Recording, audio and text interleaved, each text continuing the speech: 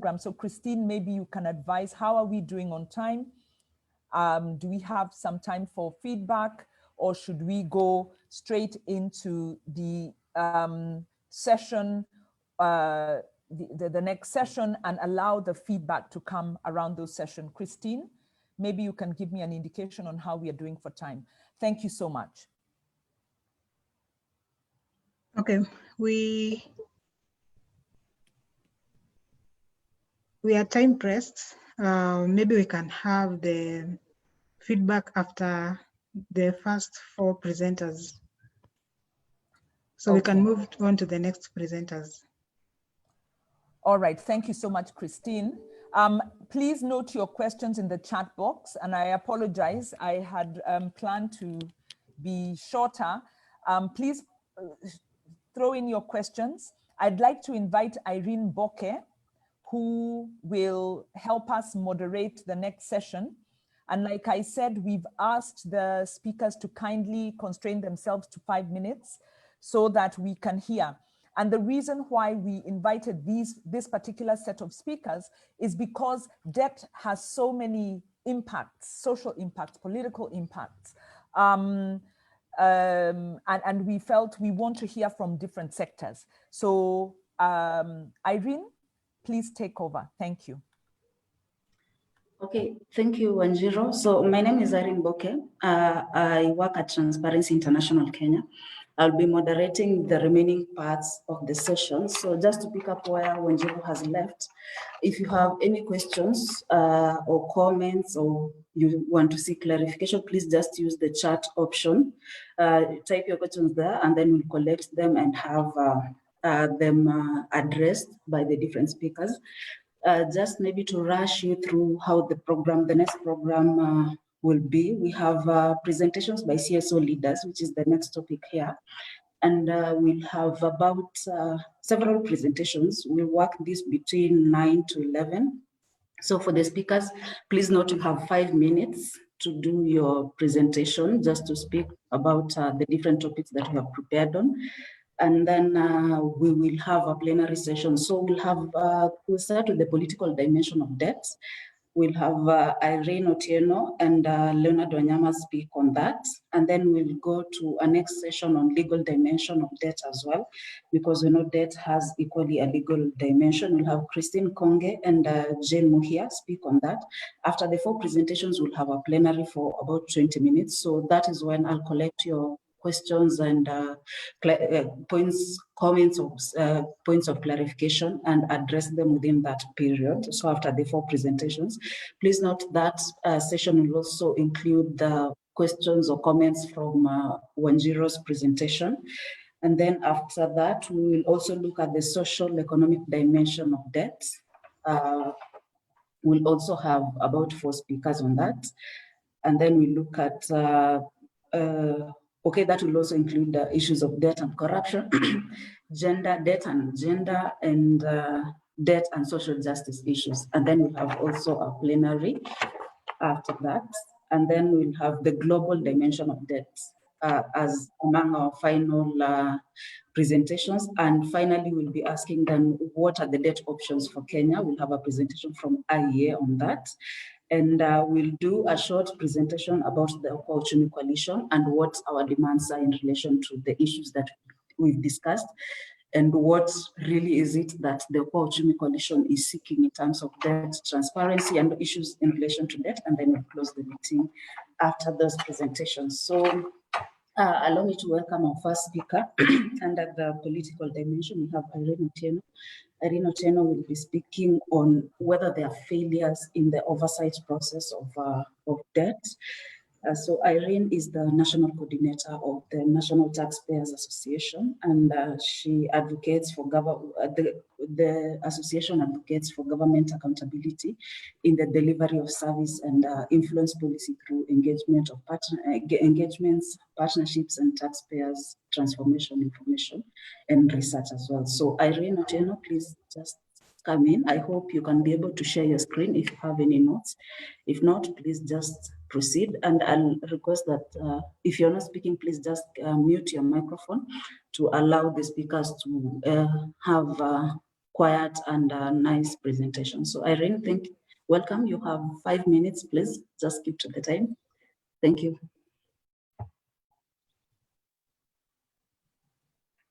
Hello, Irene, and friends who are on the call. I'm just trying to see and work a bit on my video. Can you be able to see me? Let me see. Yes, Irene, we can see you. It's fine. Thank you. Good morning once again, and I'm delighted to be in this conversation. First to hear and also learn, and also share a bit of our thoughts and experiences we have gathered around. So I am aware of the time. I was obviously looking at 15 minutes, so I will attempt to do it as you have guided, 5 minutes. So let me just share my screen and go right to it. Thank you.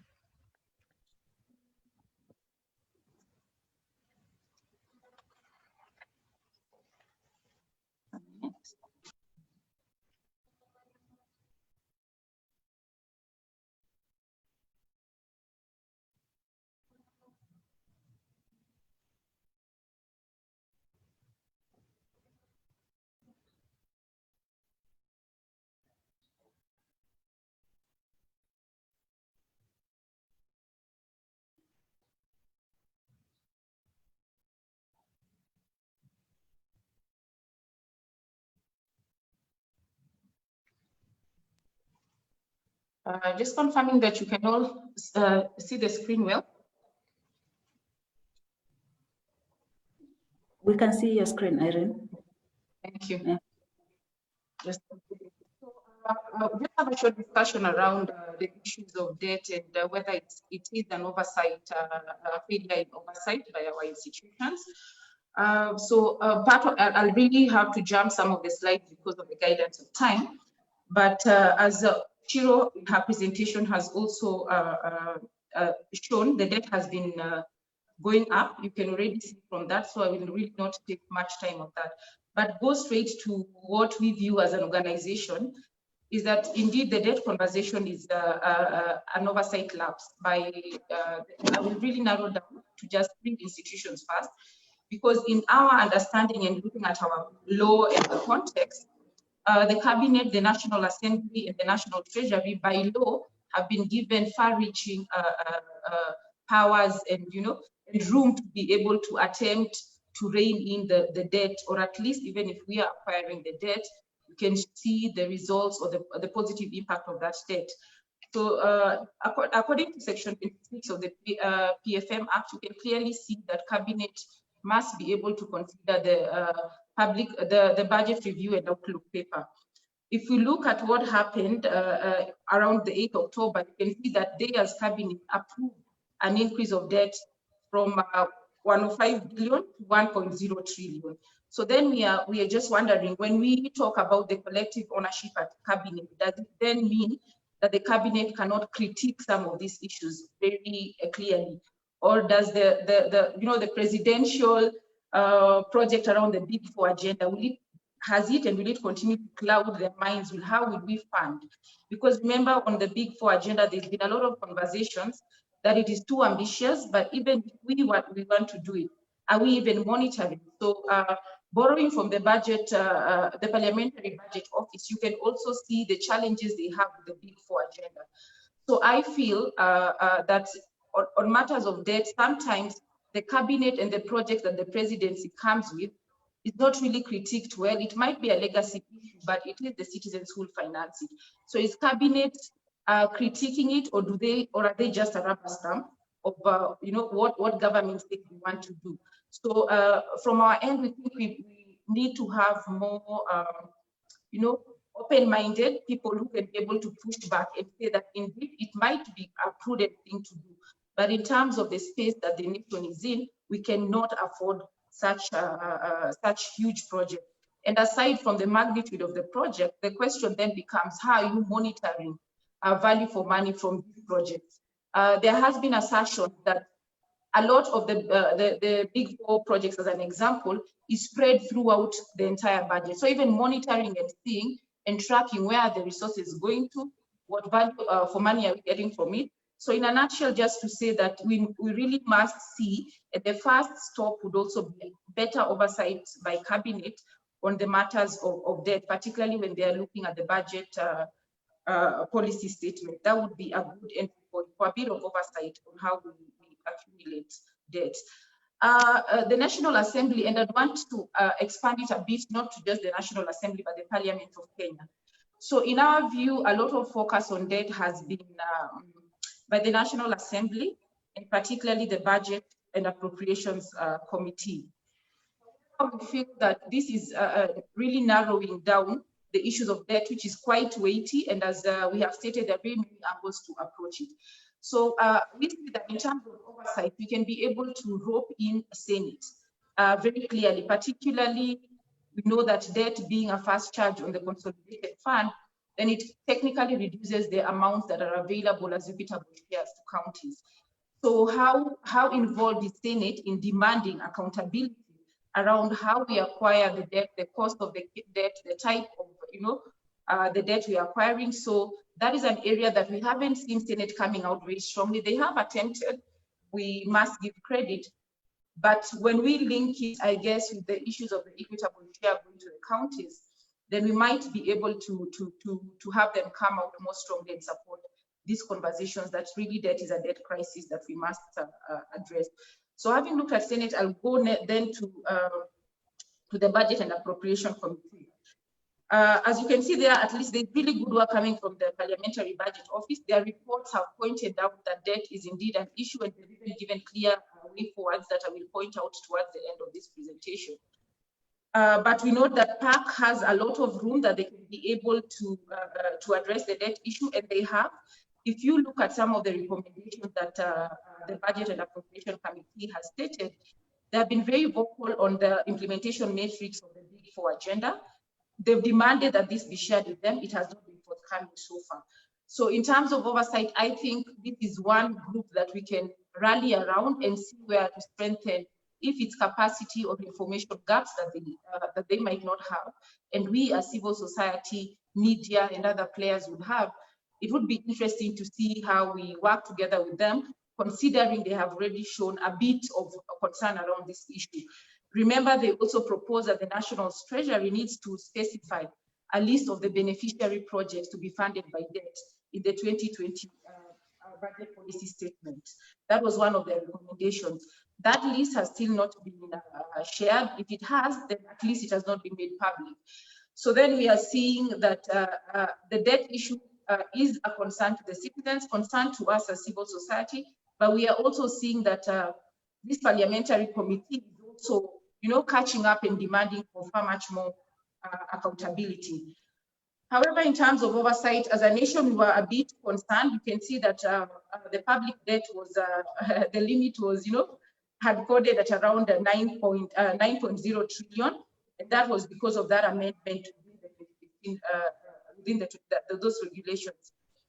But our concern is that the rate in which government really is acquiring the debt, then it means that we would be able to hit this ceiling.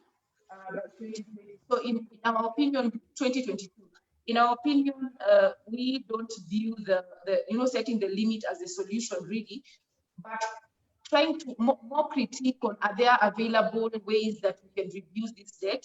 And as a National Assembly and Parliament, we recommend at least creative financing, borrowing from the TGNA group, and their push to review our double tax agreements and to have more roles of the Parliament in terms of how some of these agreements are signed on behalf of Kenya. I think this is an oversight role that in the short run doesn't look like it's a strategy towards addressing debt, but in the long run, and looking and borrowing from the TGNA reports, we are losing significant revenue through the double tax agreement. So our suggestion, I guess, as players in the industry is that how should the National Assembly and rather the Parliament of Kenya explore other areas that Kenya is losing out revenue and that would save the taxpayers, because our approach really is that government has been coming with more draconian taxes, which Shiro has already mentioned, burdening the taxpayers more,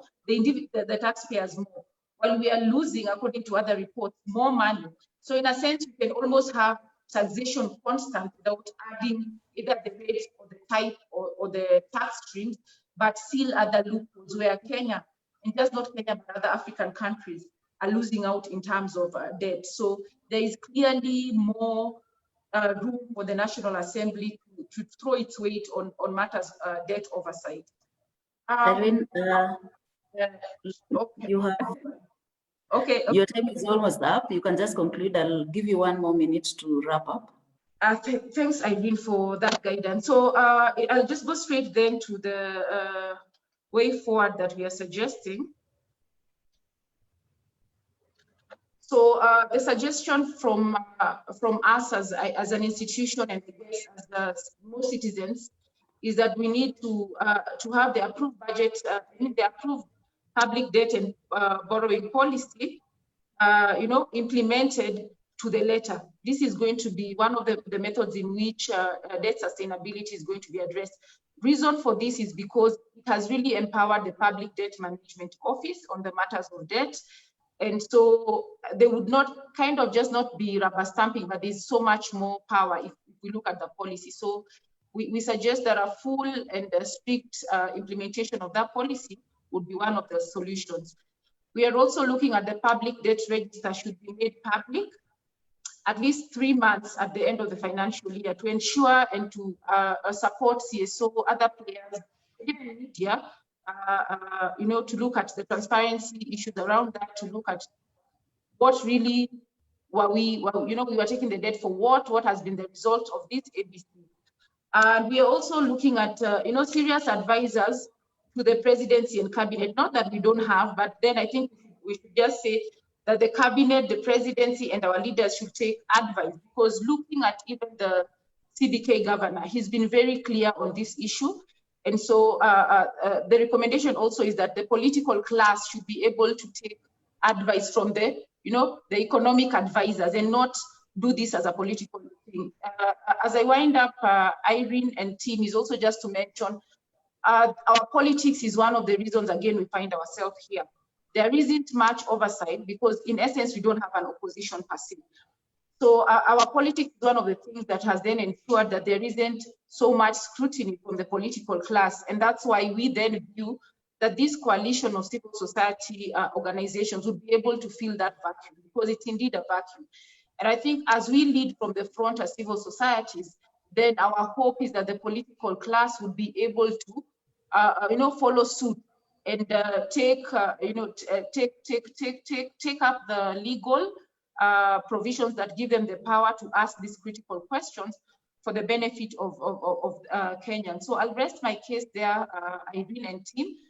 Thank you for the opportunity to just share our thoughts.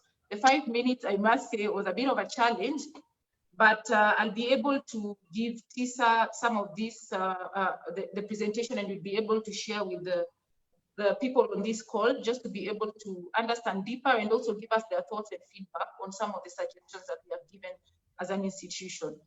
Many thanks.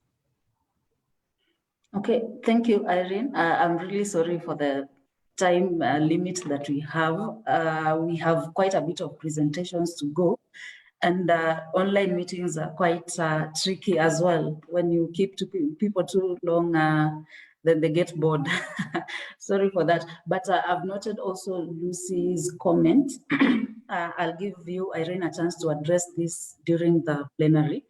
So I'll go to, for now, I'll rest there on NTA's presentation on whether there is an oversight failure in public debt, in oversighting public debt, and move to Leonard Wanyama. Leonard Wanyama will be presenting on debt as a regional issue. So Leonard is the coordinator of the East Africa Tax and Governance Network, which is a platform that comprises of CSOs with diverse interests on various issues, including tax and or governance within the region. So Leonard will be speaking on how is debt a regional issue? Are we experiencing the same issues that our neighbors in the region are also experiencing, or are we worse? Is our debt level and sustainability worse than compared to other regional countries, other countries in the region. So Leonard, welcome. You have 5 minutes. I'll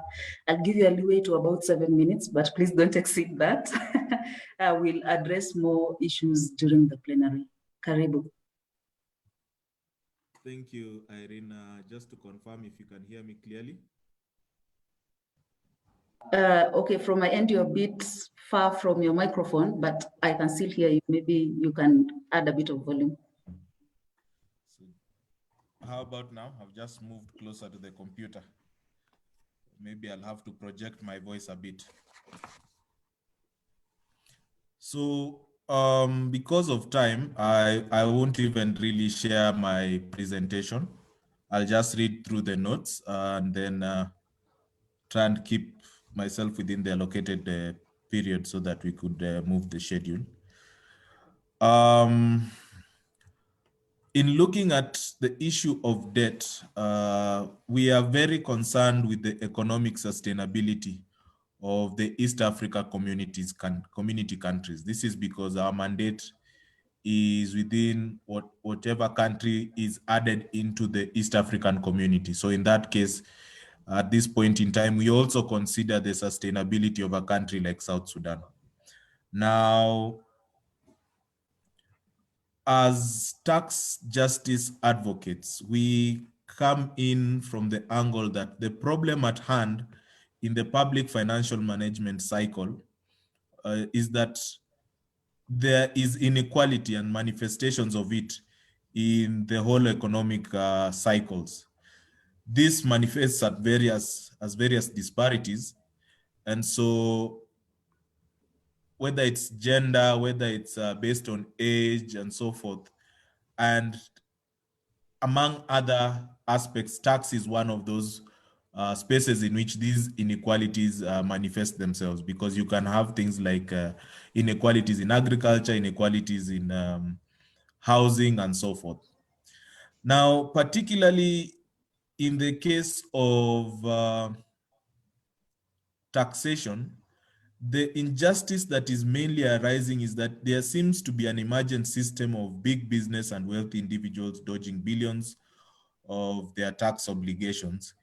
And then the result is that because governments are looking for ways to finance their activities, the tax burden shifts to the poor. And so tax justice efforts are therefore trying to address these injustices, particularly insofar as these burdens are shifted to the poor, because somehow the wealthy and big corporations have found a way to avoid or evade taxation.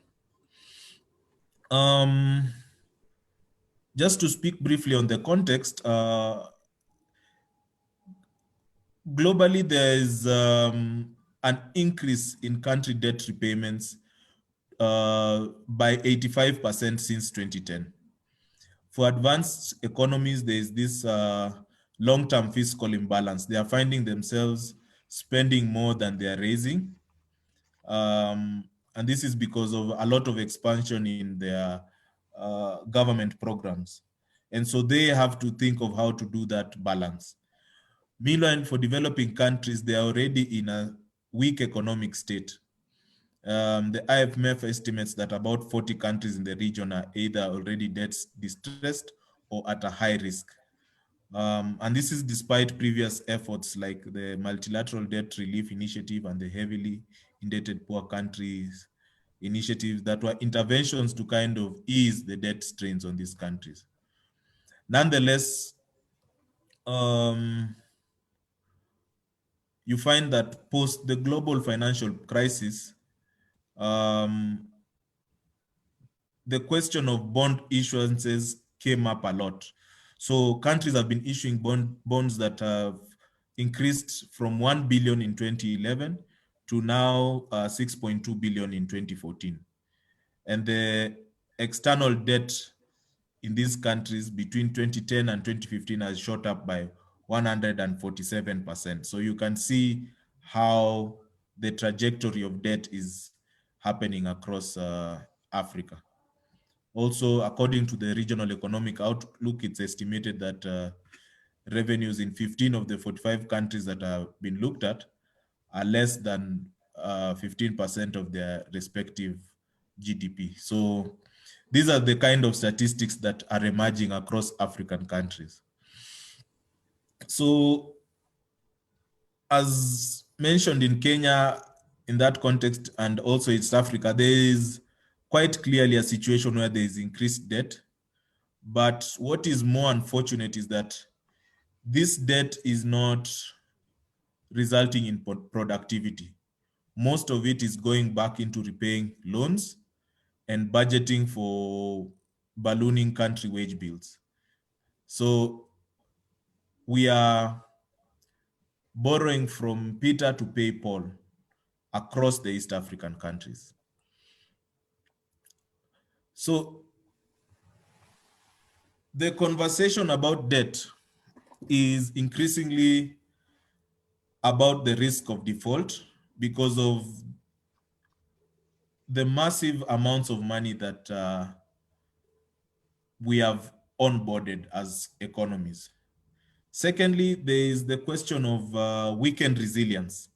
This is particularly an issue now that you think of the shocks that are coming in the case of, for instance, the pandemic. So how that resilience that they had is very much weakened because of the debt. And this is because these countries are now, greatly exposed to the global environment, the global markets, as opposed to when they were borrowing domestically, as was previously highlighted by Wanjiru when she was talking about Kenya only having a debt to finance elections, but now we have debts for all manner of projects.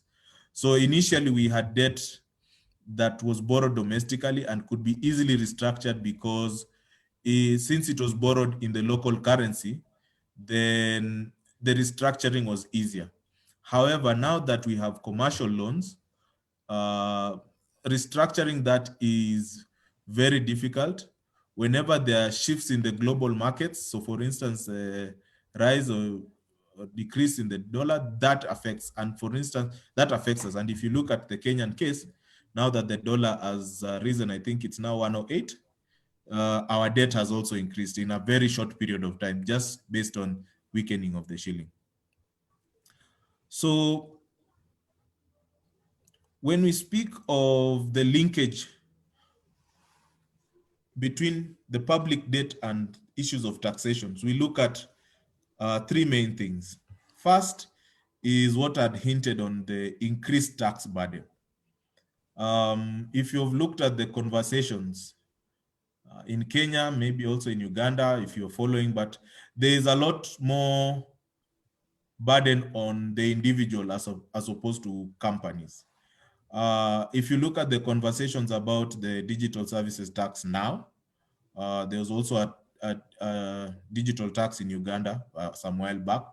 But also if you look at the continued conversation on trying to broaden the tax base, the government is looking for various means to increase its domestic revenue mobilization capacity. But it's coming up with measures that are increasingly very difficult on individuals. So if you look at presumptive tax, that was a tax that people were not quite happy with it, considering their obligations and so forth. Secondly, another linkage is the question of harmful tax practices.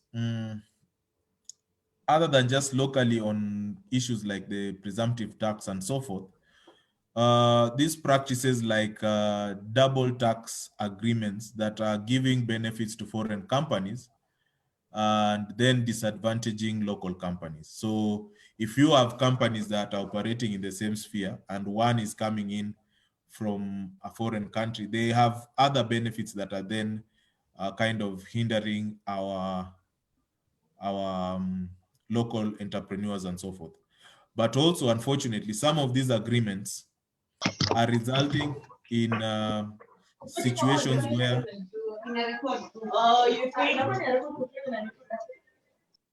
Rosemary, please mute. Thank you. Leonard, I'll give you 1 more minute to wrap up. So yeah, as I was saying, if you look at the harmful tax practices, other than just disadvantaging local companies, they are also opening up avenues for tax avoidance and the whisking away of incomes that could be taxed so that the government loses the opportunity to raise revenue. Thirdly is the question of distorted development. And here then you start seeing, because of the way things are all haphazard and not properly thought out, we have slanted taxation, which is not considered legitimate, and people just see this as an opportunity to now start avoiding taxes. You have now other attached effects like inflation, and then obviously things that emerge out of this like economic uncertainties. So for us, the questions on public debt relate to questions of fairness in tax policy in East Africa. They relate to the issues of harmful tax practices, as I had mentioned. Then obviously the questions of how economic growth and resource distribution in the region happens. And lastly, of course, the empowerment and inclusion of citizens in these policy-making processes. Just to list on the questions of fairness, we have to ask, we find that in on fairness, we find that there's a lot about tax reforms. But what are these tax reforms in East Africa really about? There is also the questions about how do we fund political promises? The infrastructure projects have arisen a lot out of political promises. So when a government comes in, they have to look for ways to fund these political promises. And debt has been the easiest way to get money. But then to repay that money, the only way out obviously is taxation. In instances where there's this problem, then it means adding more debt. So there's that linkage to the issues of political promises. Then you have to consider the appropriate means to achieve the domestic revenue mobilization. So which taxes do you consider and how do you implement them? And then there is a larger political conversation we need to ask ourselves about how do you tax someone to become a more productive entity? So how do we get to those incentives or abandoning them altogether so that we spur productivity using taxation as a policy instrument? In terms of harmful tax practices, of course, there is a contestation about first, what are illicit financial flows? Now, a lot is said about the illegal activities that are involved in whisking money out of the country.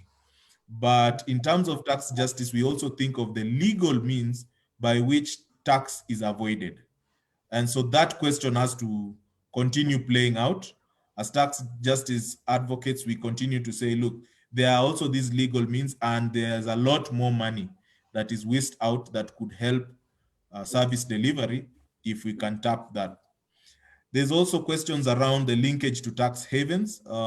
Kenya is considering having its own Nairobi International Financial Center. And so there's a debate in that because tax havens are the key means by which money is whisked out of the country. And lastly, on that point is the question of emerging treaty networks. So you can't whisk out money out the country without having signed treaty networks. In the case of Kenya, which has the largest list of double taxation agreements at 48, plus if you combine that with the Nairobi International Financial Center, then you see how Nairobi and Kenya will become a hub for which a lot of these transfers of funds that will disadvantage government will be happening. Of the 48 DTAs Kenya has, 12 were signed after the Constitution of Kenya 2010. And these 12, if you compare to the previous ones before the promulgation of the Constitution, are badly written, meaning there's more opportunity to avoid taxes based on those treaties. Then when we speak about economic growth and resource distribution, we obviously have mentioned, based on my fellow panelists' contributions, about debt finance projects. One thing I think is very interesting to have a conversation around is to see the correlation between our hunger for PPPs and the accumulated debt that we now have. And following that, we'll obviously speak about questions of the challenges in resource revenue and resource mobilization. Of course, we've mentioned the issue of infrastructure-led growth, and particularly of interest to members of the public and the citizenry is the stresses that we are seeing in service delivery due to the minimal resources available, plus mismanagement and general fiscal indiscipline. And lastly, we have to speak about empowerment and inclusion of citizen voices in fiscal planning. So we see PFM is already an exclusive policy space, but as the strain is continuing, the politics around it is that there seems to be instances in which officials are trying to isolate public finance management more by sidelining the people and their representatives. This is the heart of the issue if you look at the DTA case that TGNA put forward, where they singled out the Mauritius DTA, but following research, we've realized that 9 other treaties are also problematic and did not involve the parliament in just assessing their cost benefit to the country. So these countries are Iran, Kuwait, Seychelles, South Africa, Qatar, Korea, United Arab Emirates, India, and the Netherlands. Some of which... Any wrap yes. up? All right, just 2 minutes, okay, I'll be done in seconds. Some of the countries mentioned here are some of the biggest tax havens. And so you can see how the treaty network is emerging. Public sector institutions are lacking the necessary resources and skills to empower people to build equal and inclusive voices. So there's limited public participation as it is right now.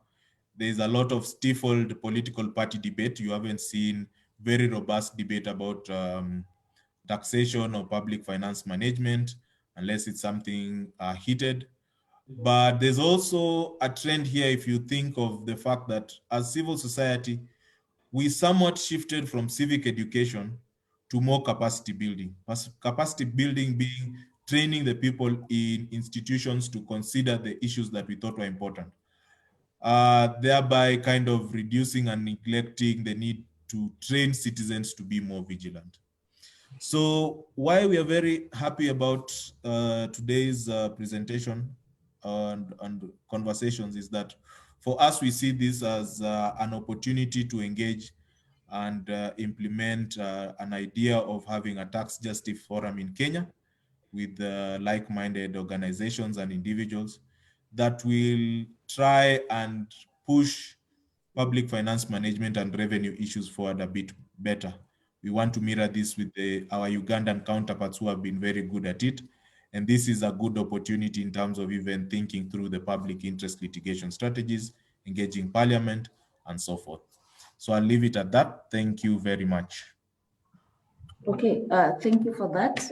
If you have a presentation, you can please share on the chat so that we can also follow on maybe some things that are in the presentation that you have not had time to talk about.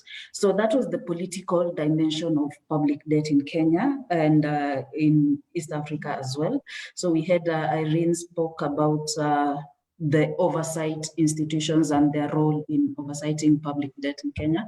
And we've also seen issues of taxation. And for me, if you look at how we are having new taxes come up every time we have a review of the Finance Act, then it means that we are trying to expand our tax base to cover some of the expenditures that we have, including public repayment of public debt. So that is also a conversation that we can continue. If you have any comments or questions on that, please type on the chat box. I'll address them after the two presenters that are coming up next. We'll have a plenary session. Also, Derek has shared a link on the chat. Please register for this webinar so that you can have your contact for future comments or questions that you might have, or even future engagements on the issue of public debt. So we are now moving to the legal dimension of debts. legal dimension of debt, we'll have two speakers, Christine Konge from Katiba Institute and Jen Muhia. So we'll start with Christine to speak about debt and constitutionalism, how constitutional is the issue of debt, and how are we performing as a country.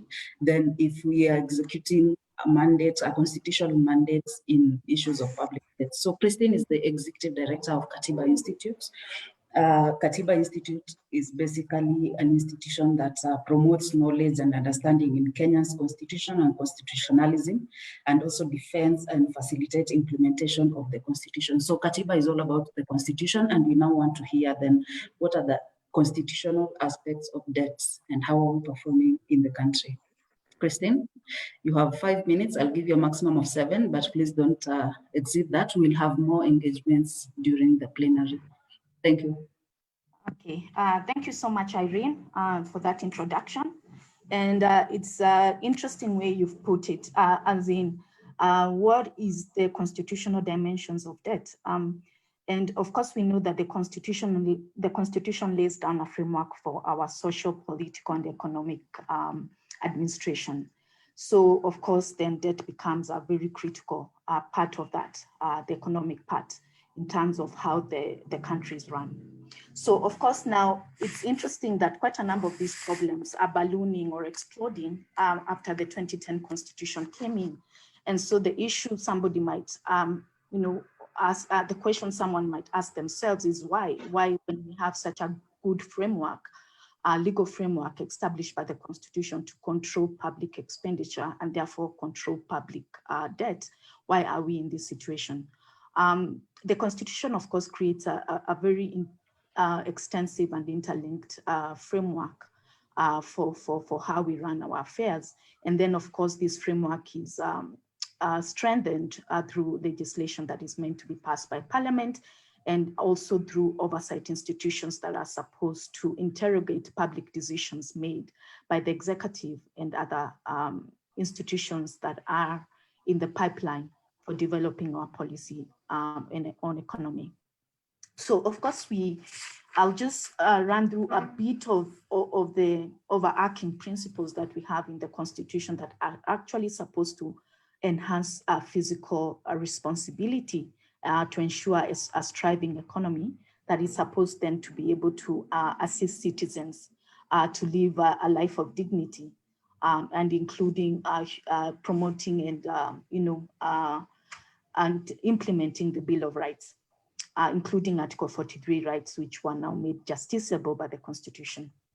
So of course, one of the main principles that we have in the 2010 Constitution, running through all the chapters, is public participation of the people in policy development, participation of the people in legislative affairs, participation of the people in development planning, participation of the people in all aspects of public administration. So that is one of the main principles that runs through the Constitution. And you can find that even in the County Government Act, in the Public Finance Management Act, all of those legislations actually have as a central point participation of the people. The fact now that people are not being sidelined, and the physical planning is becoming an exclusive realm of political players, then that is concerning, because then that provides an opportunity, and that is what has led to this ballooning and of public debt, because people are not being involved in interrogating development plans, and therefore how those development plans are financed. And so then everything that is happening in secrecy allows for corruption to mushroom and for public finances to be wasted. So public participation is a big principle that runs through the Constitution. And of course, the other chapter that is meant to have come in to assist in physical responsibility in the country is the issue of leadership and integrity. That is chapter 5, I think, on leadership and integrity. No, not chapter 5. So the idea was, if we have elected officials that are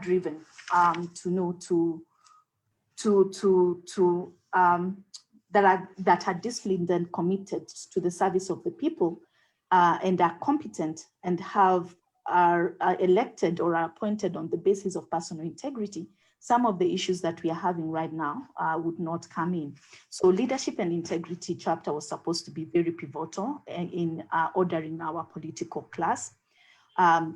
Cabinet, like has been mentioned here, was supposed to be having people that are technocrats and are fairly recruited and are competent to assist the president in making decisions that are supposed to help the country. We were supposed to also have the public service that is, made up of people who are also competent, fairly recruited, and are also operating on the basis of proper personal integrity. We also have issues that also come in issues to do with how revenue raised nationally is shared equitably between the national government and the county government. And we have a whole framework of how that was supposed to be done. And one of the issues that is missing here and is critical is the issue of, governance between the national and county governments on the basis of cooperation, on the basis of cooperation and consultation. So, for example, for the Big Four agenda, which is actually getting into quite a number of the functional areas set aside for the county governments. And because we are borrowing heavily to finance this political promise or this Big Four agenda legacy project, whatever it might be, and the fact that the counties were not involved and I didn't see any evidence, of course, that they were involved and consulted in coming up with this project that is now actually taking away a lot of the resources that is supposed to be coming to the counties. Again, that principle of cooperation and consultation, which is in the Constitution, is not being adhered to, and therefore leading us to these problems we are having right now.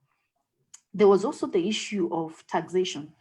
And the Constitution actually in chapter 12 mentions that taxation should be shared fairly.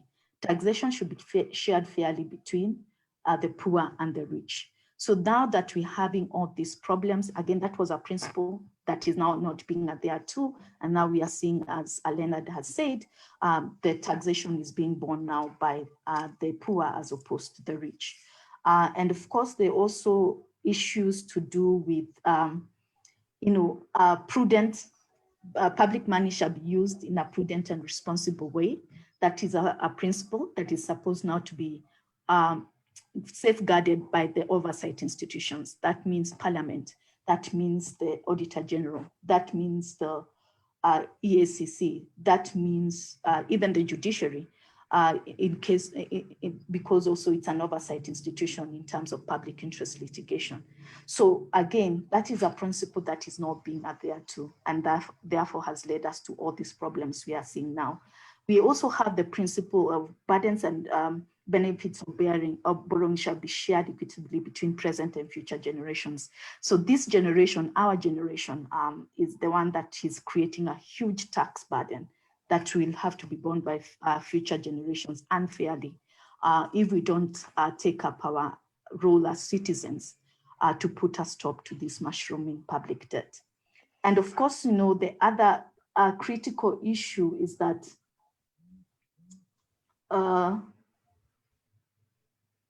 the Constitution has it in chapter 12, has laid out all the responsibility of the various bodies that are supposed to come in to ensure that public money is spent well.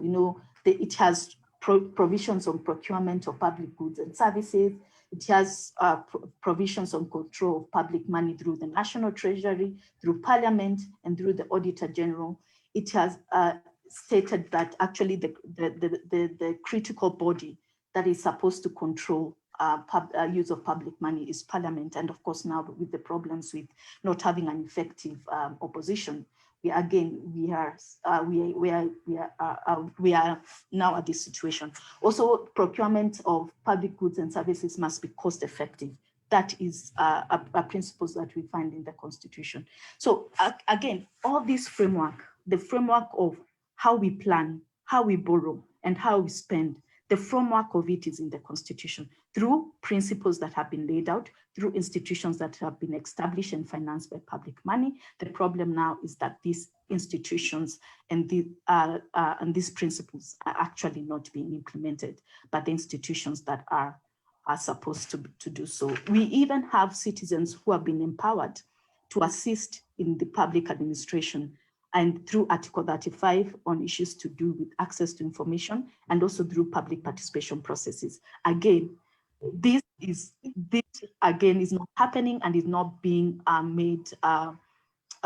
These provisions are not being actualized by the president. I mean, by the executive front, mostly because of these PPPs that are not being disclosed. The SGR, agreements have never been disclosed. We are now in court trying to have the Huru Expressway PPPs agreements disclosed to the people, despite the rhetoric the president keeps on saying, let them be disclosed. They have never been disclosed. We asked for the Huru JKI Expressway agreements on the basis of Article 35, and we were told they were still being negotiated, irrespective of the fact that we can see the construction is going on. And because of that, they could not be disclosed. We are still trying to have them disclosed in court. And so the fact that the government is planning and spending and borrowing in secrecy is allowing this situation to go on as it is. And so I think it is up now to our citizens to try again and to work very hard to use the tools we've been given in the Constitution to ensure openness in how governance is done. With openness, a lot of these things can be captured early. Christine, please wrap up. Okay, so again, the other thing I wanted to talk about is how the problems that the mushrooming debt will have on human rights protection, and as I'm sure somebody else will speak on Article 43 later on, so I won't talk a lot about it. But what we saw, of course, and I'll mention very quickly, is the issue that happened earlier this year and last year on the issue of revenue sharing between the national government and county government. And that's because there's a principle of predictability of resources to the county governments. The county governments are never able to fully plan and to plan well, because they are never sure how much they'll be able to get the following financial year. And that is because of these issues that are put in as a first charge, the national interest. So Big 4 agenda is a national interest.